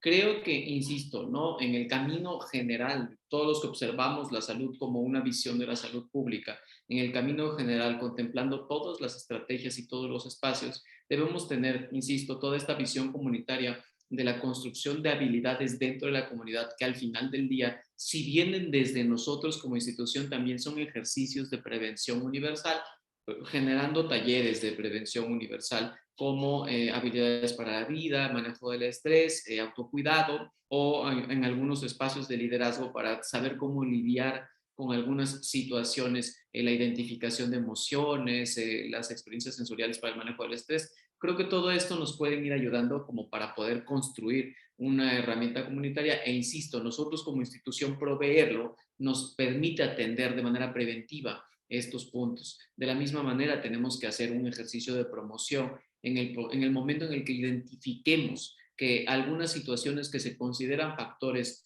que son factores promotores o factores que no son de riesgo, sino factores de protección, tenemos que promoverlos, ¿no? Como el tomar las vacaciones correctamente, el tratar de identificar las situaciones sociales, el promover que las personas no se aíslen, el poder identificar esto que durante COVID también funcionó mucho, el body system, ¿no? Si tú estás viendo que el que está a tu lado por alguna razón parece no estar bien, pregúntale, ¿no? Y en estos puntos igualmente funcionan como las terapias de pares o como estos ejercicios de pares que también se mencionó desde la perspectiva que menciona la doctora Landgrave. Igual creo que esto es un punto importante, ya pasando un poco más de los procesos, ya es en la población que se identificó, porque yo creo que de manera particular cuando nosotros ingresamos al sistema sanitario, deberíamos tener una evaluación propia, búsqueda voluntaria, no sé, autónoma, pero bueno, si no institucional, para poder conocer nuestros factores de riesgo, ¿no? Y en este proceso identificarlos, si nosotros hemos padecido alguna enfermedad, empezar a trabajar de alguna manera, y no hablo solo de enfermedades mentales, ¿no? Cualquier enfermedad, cualquier punto que afecte a nuestra salud, incrementa también nuestra vulnerabilidad en algunos de los aspectos psicológicos y sociales. Creo que otro punto ya igualmente es, bueno, ya una vez superado el nivel preventivo, promocional y la comunidad, es la atención. El tener espacios para brindar atención no implica siempre tener una clínica donde te pueda hospitalizar. Creo que esto sí tiene que cambiar, ¿no? La idea es tener un espacio en donde tú puedas tener una vinculación con el personal que pueda brindarte un ejercicio en sitio para que después te pueda vincular a la persona que va a ser tu tratante definitivo o tener ahí mismo todas estas potencialidades. Creo que también puede ser un ejercicio importante brindando ya un proceso de atención. Y la otra historia es cuando esto ocurra hay que hacer posvención. Nunca hay que dejar de hacer posvención. Si por alguna razón, no importa que yo sea un instituto nacional, no importa que yo sea un hospital general, no importa que yo sea un centro de salud, no importa que sea un personal sanitario que ya tenía problemas, porque luego dicen, es que tenía problemas de pareja, no importa lo que sea, hay que hacer posvención, porque uno de esos factores también fue el sistema sanitario y tenemos que trabajar en que esta situación no se repita, porque creo que es más importante ver de frente el problema para tratar de solucionarlo que tratar de evitarlo y responsabilizar al individuo. El suicidio no es un problema del individuo, es un problema global. Y si nosotros seguimos tratando de responsabilizar a uno solo, probablemente sigamos, digamos, y contabilizando suicidios y empecemos a trabajar de manera tardía en la prevención de estos. Creo que en este espacio, con esto creo que podríamos dar como en este espacio no es un poquito de cierre a esto que se mencionaba como para poder qué hacer cuando esto pasa. Y ya no sé si la doctora Arenas va a hablar del plan de seguridad porque ella lo tiene muy dominado, pero tener estas habilidades para poder construir nosotros un plan de seguridad, no únicamente como personal de la salud mental, sino como personal de salud, ayudar a la persona y no temer cuando esta circunstancia llega, apoyarnos en algunas personas que sí puedan hacer esto, o si no, al menos yo como personal del primer nivel de atención, tener mentalmente este equipo a donde yo pueda canalizar a esta persona que tiene esta condición y que necesita ayuda de forma inmediata. Sí, muchas gracias, doctor. Pues sí, creo que en esto pues estamos resaltando pues el tema de poder hablar, validar, normalizar, ¿no? Y que entender que la conducta suicida es un problema global, o sea, que también rompamos con esos estigmas de mejor tratar de solamente hacer como una corrección lineal de, pues, terminó con la pareja, por eso se suicidó, ¿no? O sea, es como que existen más situaciones como lo hemos venido hablando a lo largo de esta sesión. Entonces, pues, por eso también tener las habilidades de hablar, de normalizar, validar las sensaciones, la preocupación que tiene la otra persona, que evitemos a mejor también esta situación de minimizar, ¿no? A veces mejor sí es para mí algo importante la cuestión de pareja o la cuestión escolar, la cuestión de es válido y no, ¿sabes? Tendemos a veces a decir, pero por eso te preocupas o eso no tiene importancia, pues con lo que estamos escuchando, pues podemos entender que para esa persona sí es importante, es válido y pues hay como más situaciones también alrededor, ¿no? Entonces, en esto de qué hacer, cómo podemos actuar ante una conducta suicida en el personal de salud de información, primero cedo la palabra al doctor Eduardo Pineda y ya después también retomamos, o sea, pues creo que Paulina, pues ya ahorita estamos teniendo mucha curiosidad también de qué es lo que nos va también a sumar, ¿no? Pero, doctor Pineda, usted que está trabajando desde el instituto, que también a usted le ha tocado, pues, como decíamos, a ver, llamamos también nosotros solicitando este apoyo de, pues, ¿qué hacemos, no? Con las personas que ya están pensando, que ya están reportando, que en su expertise, ¿qué es lo que podemos hacer? ¿Cuál es la situación? Sí, las instituciones tenemos la responsabilidad y el compromiso de atender este tipo de gestión de recursos humanos, por lo que es conveniente ampliar la oferta de apoyo psicológico y obviamente que este personal tenga las habilidades y la capacidad de detectar esas señales de alarma. A veces es complicado, como ya se ha referido, cuando el personal de salud de información tiene que hacer alguna rotación en un área rural, pues bueno, es difícil que pueda tener acceso a una atención psicológica de primeros auxilios. Sin embargo, algo que hicimos en el instituto durante la pandemia para este tipo de un servicio telefónico de orientación médica telefónica, en la cual psicólogos y psiquiatras pudieron dar este tipo de atención. Es necesario que sí tengan habilidad en técnicas de contención, en atención de crisis y de estos primeros auxilios psicológicos. El uso de la telemedicina, como ya ha sido referido por mis compañeros, en este tipo de situaciones pudiera ser de gran utilidad. Reiterar que el diagnóstico precoz de este tipo de diagnósticos, de este tipo de trastornos mentales y de este tipo de ideación suicida va a ser vital para la intervención oportuna, para implementar las acciones que nos permitan hacer una intervención global o integral que permita que pueda evitarse el suicidio. El apoyo a la reintegración laboral a través del apoyo social, debido a que muchas de las veces cuando el personal de salud en formación se ausenta debido a una enfermedad y en ocasiones o los compañeros o los superiores jerárquicos se enteran de esa situación, pues bueno, hay ciertas represalias, conocido o no conocido, que requiere de que el personal se haya tenido que ausentar de sus actividades por un tiempo.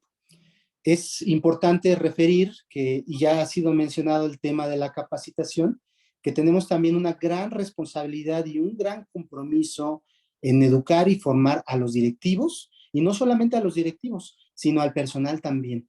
El autocuidado en la salud mental, pues ha sido ya referido, no es solamente hacer promoción de la salud para cierto tipo de salud. Aquí es primordial valorar a la persona como un ente individual. No hay enfermedades, hay enfermos, y con esa premisa a todos debemos de darles la atención debida. Es importante, ya se ha referido la gestión de los cuidados, y las redes sociales también aquí son muy importantes para este tipo de difusión de este tipo de material de prevención y promoción a la salud. Creo que estas estrategias pueden ser de gran utilidad para saber cómo actuar ante una conducta suicida en el personal de salud en formación. Muchas gracias. Sí, muchas gracias, doctor. Pues sí, creo que también eso, pues alguna de las recomendaciones que nos está dando el doctor Eduardo, pues creo que es importante que también conozcamos pues estos derechos que a mejor también cuando estamos realizando pues nuestro servicio social, lo que se están en esta etapa de formación, pues también dentro del instituto tienen estos apoyos o más que nada son derechos de que pues por tener salud tal también pueden llegar a tener pueden llegar a solicitar el apoyo de pues tener algún visto, también apoyo por parte de sus autoridades educativas, ¿no?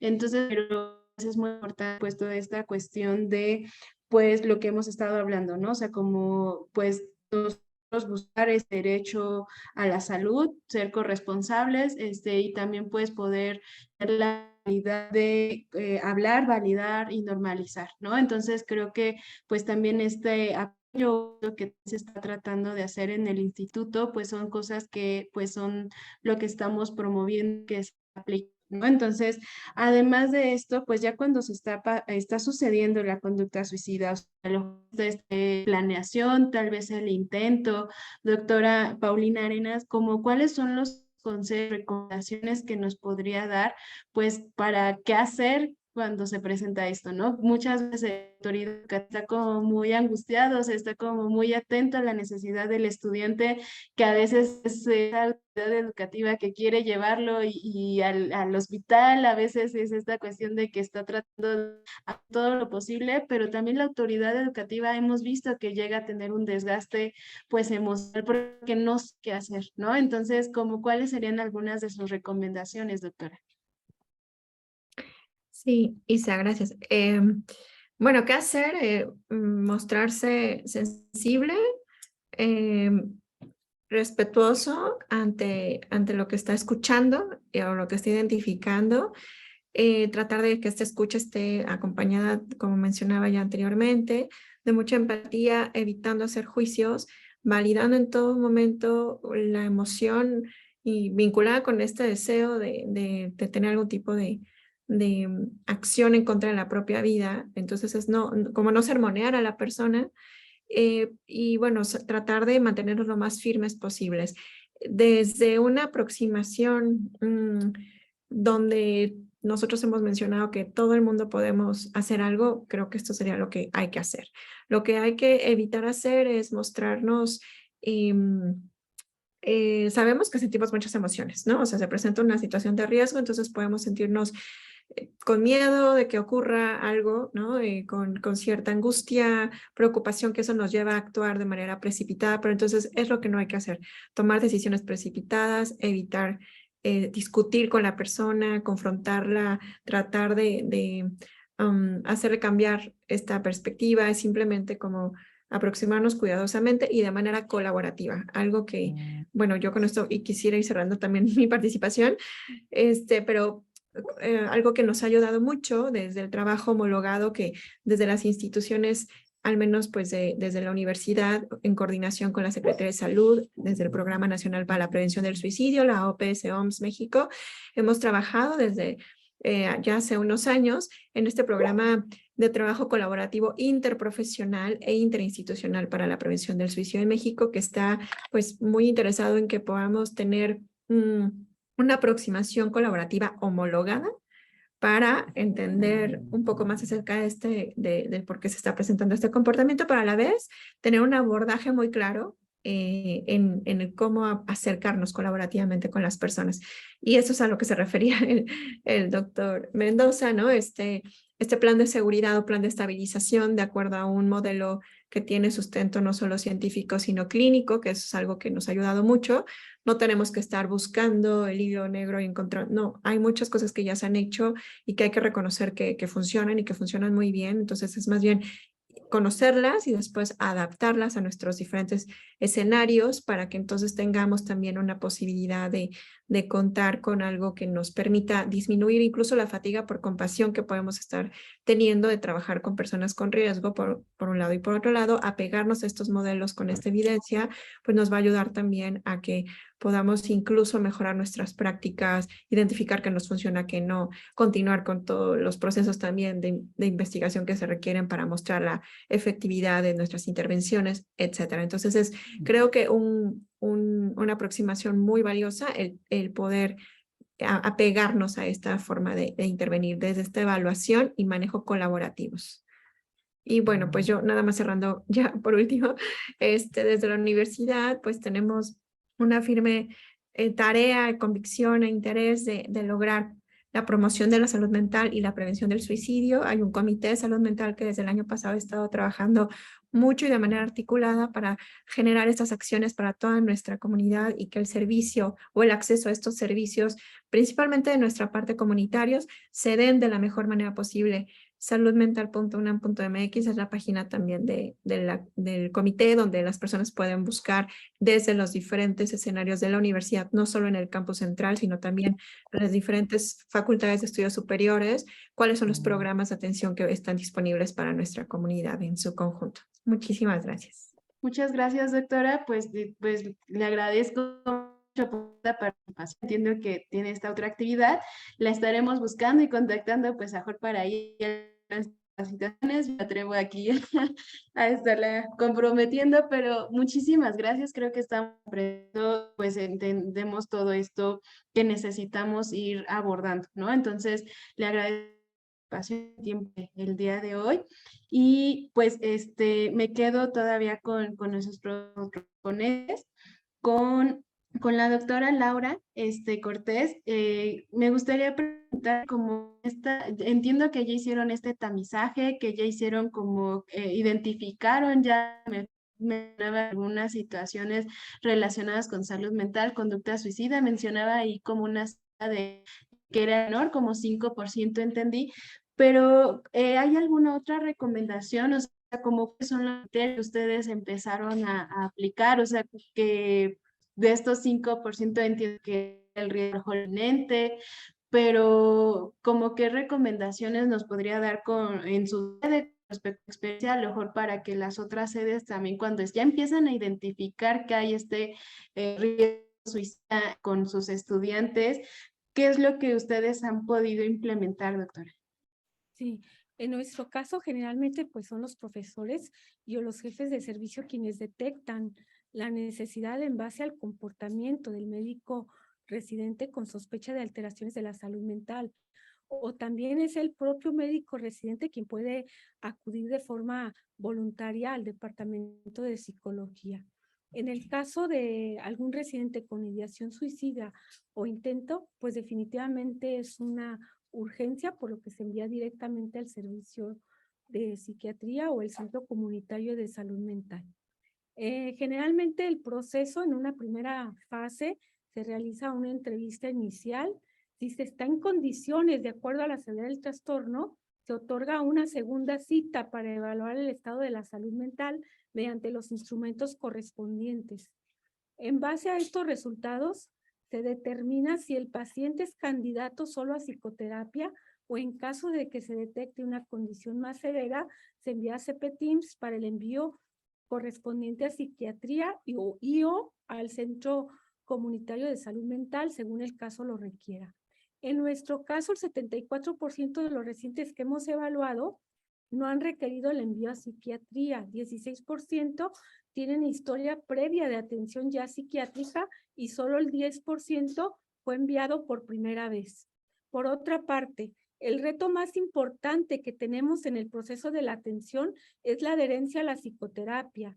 Varios residentes dejan de acudir cuando se sienten mejor o se vuelven a involucrar de lleno otra vez a sus actividades clínico-asistenciales.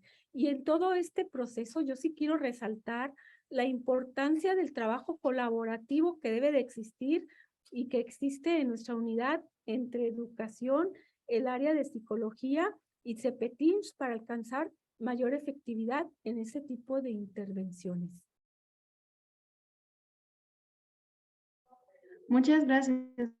Pues, ¿no? Creo que esta forma de trabajo, o sea, lo que hemos estado hablando, que pues existe esta vinculación de otras especialidades, o sea, este trabajo en equipo, este trabajo comunitario, pues justo es lo que hemos estado conversando y creo que pues ya usted que lo está llevando a la práctica en esta sede, pues vemos que pues o sea, es trabajo la cuestión, la parte de educación, la parte de psicología y CPTIMS, que es un programa que les compartimos que existe, ¿no? Entonces, a lo mejor cuando también encuentran ya en ustedes necesidad de pues que ya encuentran de estos factores de riesgo que hemos venido hablando, pues también pueden llegar a acercarse a su autoridad educativa, si ya también empiezan ustedes a identificar que en el servicio de CPTIMS, pues a lo mejor también ver si pueden tener el acceso en donde queda y a veces pueden también solicitar con su autoridad educativa, ¿no? Entonces, a lo mejor este vínculo que están haciendo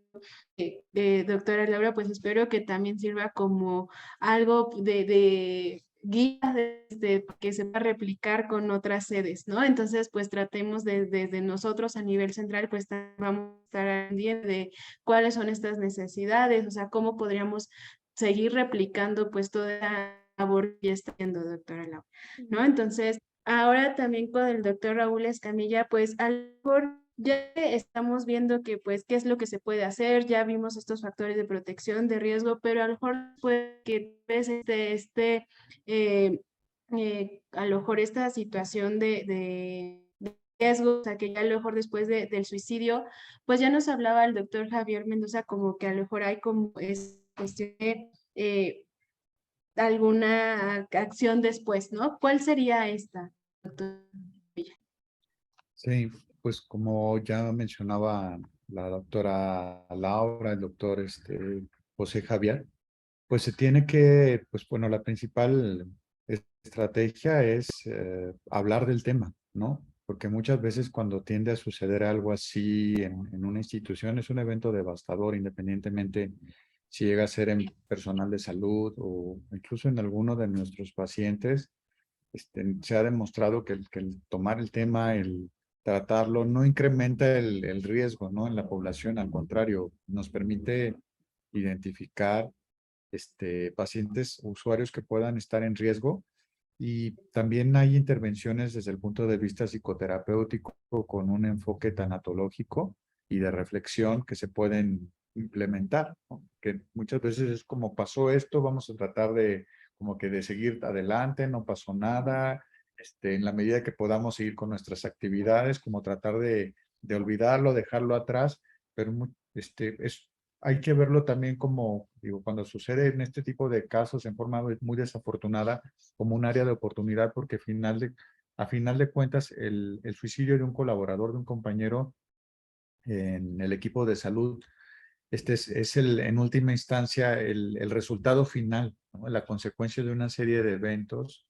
Se tiene que discutir, se tiene que analizar.